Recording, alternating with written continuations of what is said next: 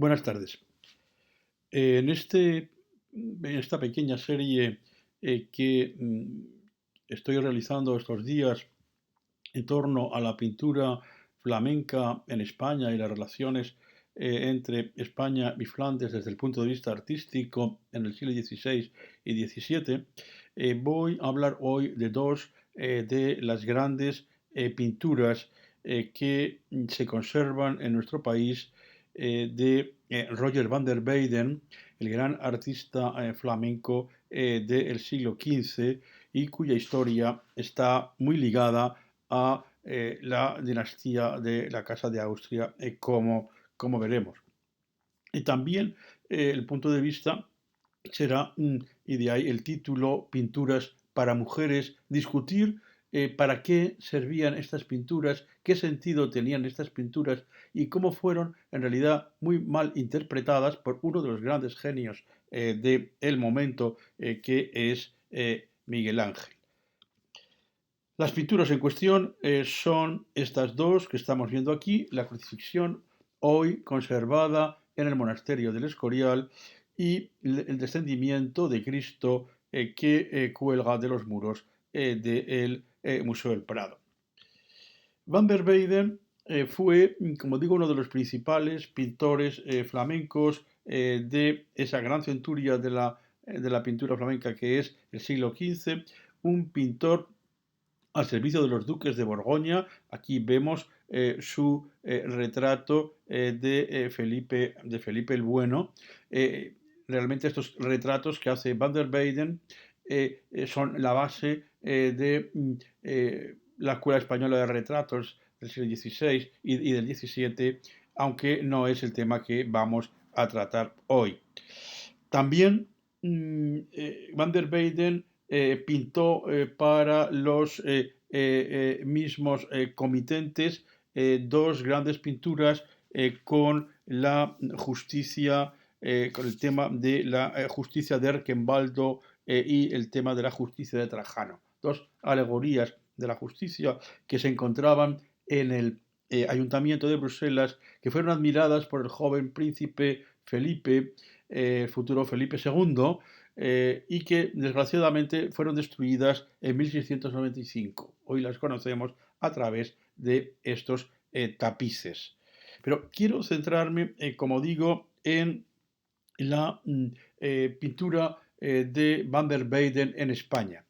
Ya en el año 1445, Juan II, cuyo tumba en la Cartuja de Miraflores, obra de Gil de Siloé, estamos viendo aquí, el padre de Isabel la Católica, pues compró y instaló en ese mismo lugar, en la Cartuja de Miraflores, este tríptico fantástico que hoy es gala del Museo de Berlín, el llamado tríptico de Miraflores, pintado por Weyden hacia 1399 y comprado años después, bastantes años después, por el refinado Juan II para su fundación de Burgos.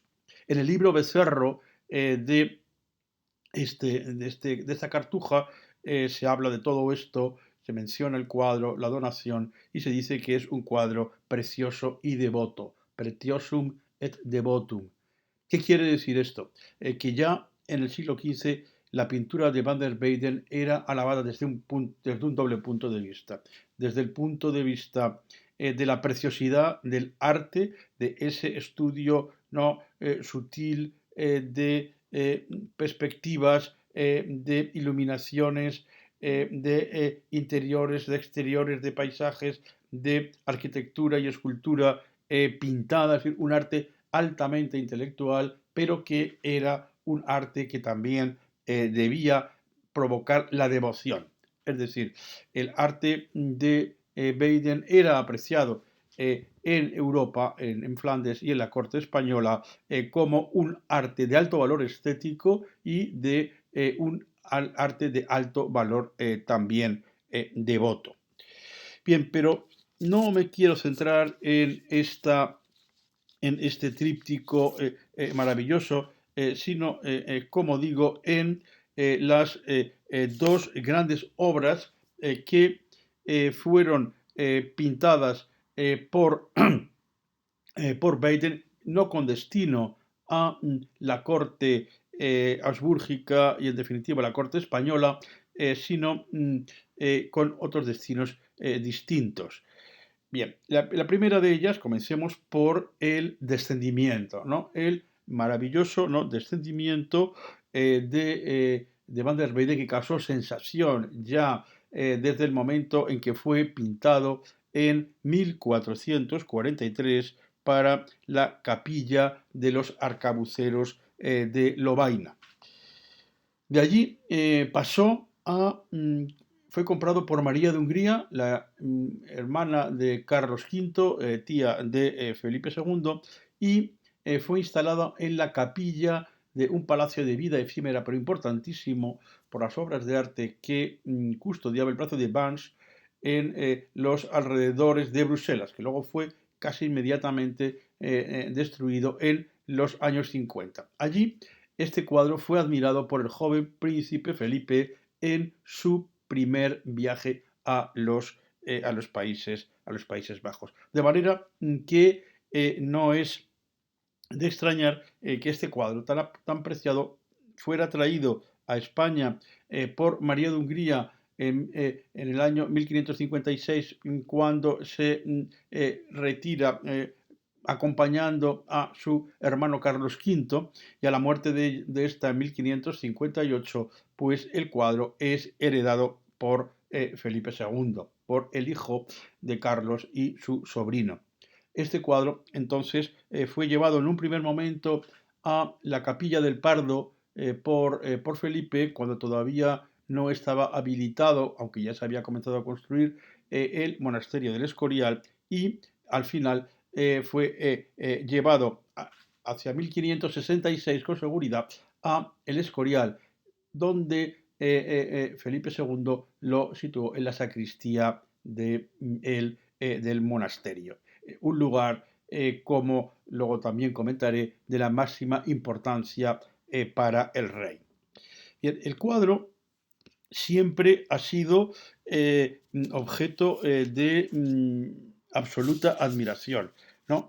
Aquí pongo esta comparación con otro de los grandes descendimientos del Renacimiento, y entramos también en esa comparación entre lo italiano y lo flamenco que quiero hacer en esta pequeña charla. Es el famosísimo descendimiento de Pontormo para la Capilla Capponi de la iglesia de Santa Felicita en Florencia, una obra pintada entre 1525 y 1528. ¿Por qué lo pongo? Porque son quizá los dos grandes descendimientos de la pintura del Renacimiento, y un gran conocedor de la pintura de los flamencos, de los primitivos flamencos, y también de la pintura italiana del Renacimiento, quizá uno de los mayores en la primera mitad y en los años centrales del siglo XX, el historiador Erwin Panofsky colocaba estas dos pinturas en una selección de 5 o 6 entre sus pinturas favoritas. Muy interesante, porque seguramente Panofsky nunca vio en directo el cuadro de Van der Weyden en aquellos momentos en el monasterio de la primera mitad del 20, quiero decir, en el monasterio de El Escorial, pero siempre ha sido una obra alabadísima entre las grandes obras de la pintura, no de todos los tiempos. Bien, ¿qué decía con la obra en El Escorial? ¿Qué decía el gran descriptor, cronista del Escorial, el padre Sigüenza, a principios del siglo XVII, 1605?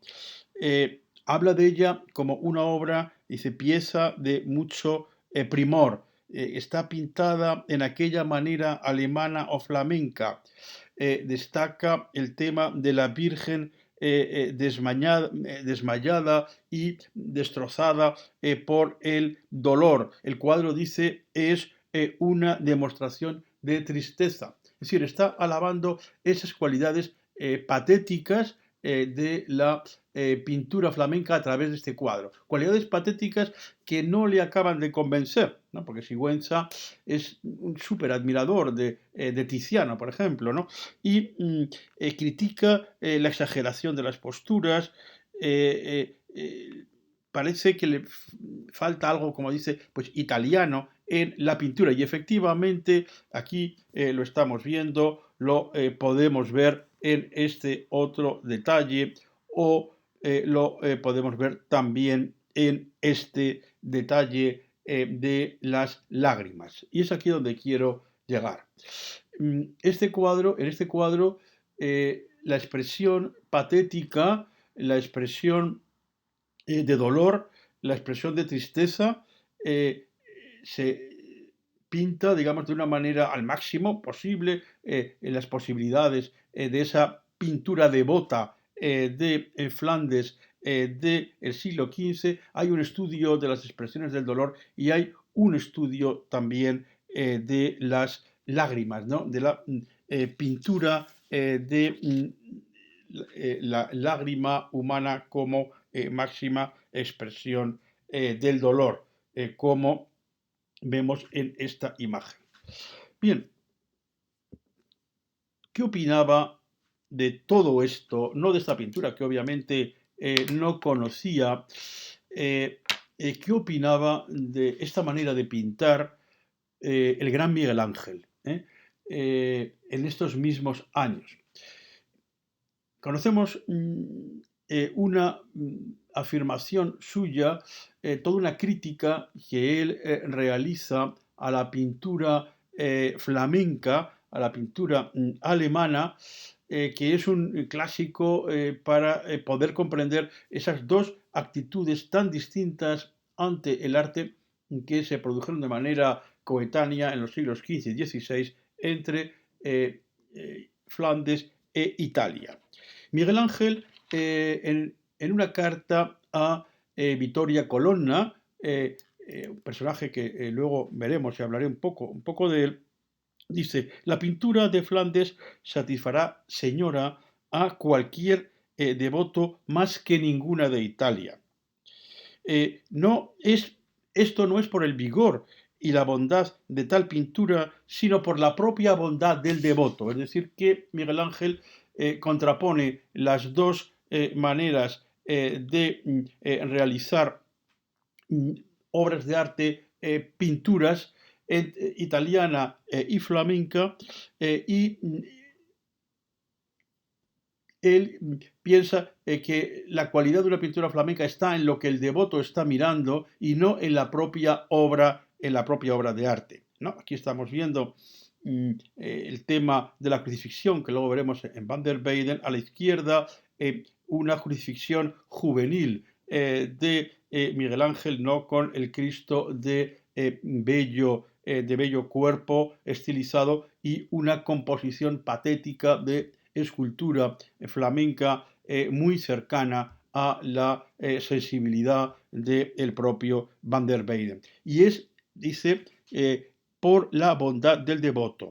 La pintura de Italia, dice Miguel Ángel, nunca le hará llorar y derramar una lágrima, y la de Flandes muchas, y eso a Miguel Ángel no le interesa. Es decir, esa cualidad de excitación patética que tiene la pintura de Flandes. Dice: a las mujeres le parecerá bien, principalmente a las más viejas y a las mozas, y asimismo a los frailes y a las monjas, y a caballeros ignorantes de la verdadera armonía.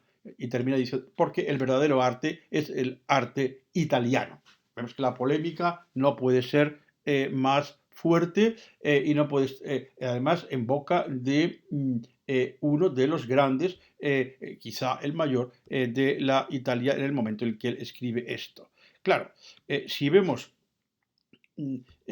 cómo Miguel Ángel concebía el patetismo desde sus primeras obras, ya un poco posteriores al Cristo del Santo Espíritu, por ejemplo, la Piedad del Vaticano, 1498-1495, esa idea de la belleza y de la idealización por encima de todo, o el Cristo que hace para la Minerva. Vemos el Cristo de la Minerva a la izquierda, otro Cristo similar, descubierto, estudiado recientemente y emparentado también con Miguel Ángel, esa cualidad monumental del Cristo, esa cualidad hercúlea de Cristo, pues vemos que esto no está hecho para la devoción, no está hecho para las lágrimas, no está hecho, como dice él despectivamente, para las mujeres o muy viejas o muy jóvenes, ¿no? La idea de Cristo en Miguel Ángel, que desarrolla toda una verdadera cristología realmente fabulosa, tiene como explicación también sus relaciones con esta mujer que he hablado antes, Vittoria Colonna, marquesa de Pescara, aristócrata italiana, promotora de una religión de piedad profunda, ¿no? De la piedad valdesiana, a la que también pertenecía y practicaba el muy devoto Miguel Ángel. Aquí lo vemos en este cuadro de Sebastiano del Piombo, y a la izquierda ese dibujo seguramente realizado para la propia Vittoria Colonna, con una concepción de la crucifixión muy distinta a la de Baden, que vamos a ver ahora, y una concepción de la pintura completamente distinta a la flamenca. Realmente Miguel Ángel, ¿no?, al final de su vida realiza estas obras que tampoco tienen que ver nada con el mundo del norte, ¿no? La Piedad Rondanini, 1564, su última obra que deliberadamente dejó sin terminar. Esa negación de la belleza nos indica la profundidad de la crisis de Miguel Ángel, lo realmente interesado que estaba en estos temas de tipo religioso aplicados a la imagen artística, y que nos hace comprender esa casi indignación que Miguel Ángel pues podía sentir por la pintura flamenca. Aquí estamos viendo la segunda de las grandes obras de Van der Weyden, una obra ya tardía, ahora hablaré de ello, que es la crucifixión, recientemente restaurada y que se conserva en el monasterio del Escorial, comparándola con esos dibujos tan espirituales, pero de una espiritualidad, digamos, pagana, neoplatónica, que hizo Miguel Ángel para Vittoria Colonna. Bien, ¿cuál es la historia externa de este Calvario de Van der Weyden? El Calvario de Van der Weyden seguramente no fue una obra encargada por nadie, sino ofrecida por el propio Van der Weyden a la Cartuja de Soit, cerca de Bruselas, para una capilla destinada a el culto a Cristo, a la imagen de Cristo. Es decir, no hay un interés ni económico ni de encargo, es una oferta, es una ofrenda realmente piadosa, religiosa, no, de Van der Weyden al final de su vida. Allí, en la Cartuja de Soit, pues Felipe II vio esta obra en este viaje que me he referido hace un momento, y deseó poseerla, de manera que hacia 1555 fue adquirida por Felipe II, que la trajo a España, la destinó al Palacio de Balsaín, ¿no?, como el otro lo había destinado al Pardo, y luego finalmente, cuando ya la sacristía del Escorial estaba habilitada, se colocó en el altar mayor de la sacristía del Escorial. Un lugar importantísimo para la devoción y para el sentido artístico de los reyes de la Casa de Austria. Hay que pensar que después de esta obra maravillosa de Van der Weyden, Felipe IV ahí colocó la perla de Rafael, su cuadro favorito, y que Carlos II colocó el cuadro que hoy está en la actualidad de la Adoración de la Sagrada Forma de Corcum, obra de Claudio Coello. Es decir, ese lugar siempre ha tenido obras señeras de la colección real. Bien, el Cristo de Van der Weyden es la culminación de esa manera monumental, esa manera escultórica que había planteado Van der Weyden a lo largo de su carrera. Como vemos, se encuentra en un espacio absolutamente irreal. El Cristo, como vemos, tiene esa cualidad casi de escultura, ese fondo de tela doblada que le da esa cualidad tan geométrica, tan racional, tan, digamos, mondrianesca realmente a el cuadro, pues está absolutamente enfatizado por la obra de Weyden. Bien,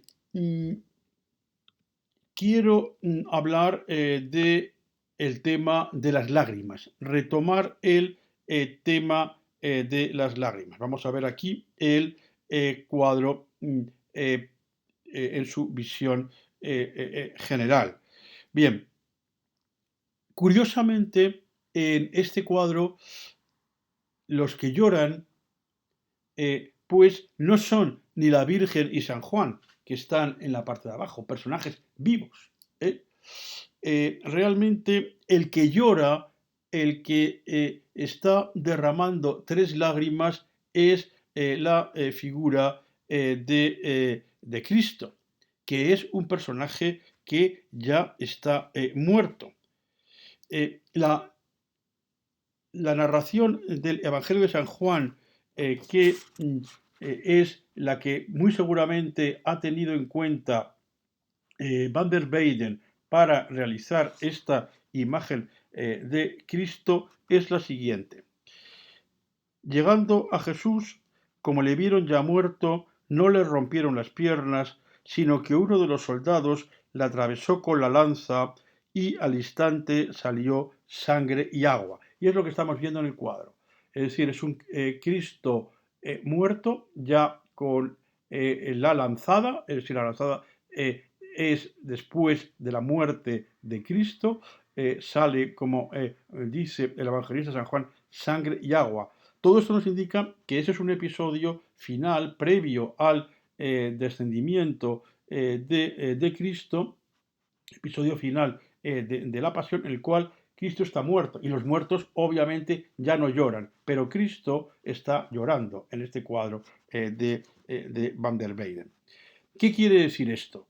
Pues que aquí Van der Weyden, en esta ofrenda que él hace al final de su vida, no le interesa tanto el dolor físico, ni siquiera el dolor moral, ¿no? Que son imposibles en un cadáver. Realmente es una expresión abstracta del dolor universal, el dolor universal de una manera muy precisa, muy sencilla, sin ángeles, sin paisaje, apenas, etc. Realmente es una manera de expresar metafísicamente el dolor, ese dolor universal producido no por la muerte de Cristo. Nos tenemos que preguntar para terminar entonces, ¿qué es esto de pintura para mujeres? Esto no es una pintura para mujeres en el sentido tan despectivo como trataba y hemos visto Miguel Ángel. Esto es una pintura que hace el pintor y dona y que luego es comprada por Felipe II. La otra pintura del descendimiento interviene una mujer capital como María de Hungría, pero María de Hungría no es una mujer vieja y joven que se emociona, es gobernadora de los Países Bajos, una de las grandes políticas del siglo XVI y una de las grandes coleccionistas y amantes del arte de toda Europa a lo largo del Renacimiento. La pintura de Van der Weyden es una reflexión sobre el dolor, estas pinturas y alguna otra más, sobre la pasión de Cristo, sobre Cristo y sobre ese dolor universal. Eso es un tema que no es ni de mujeres ni de hombres, es un tema que a todos nos afecta y como podemos estar viendo en estos tristes días que estamos pasando. Muchas gracias.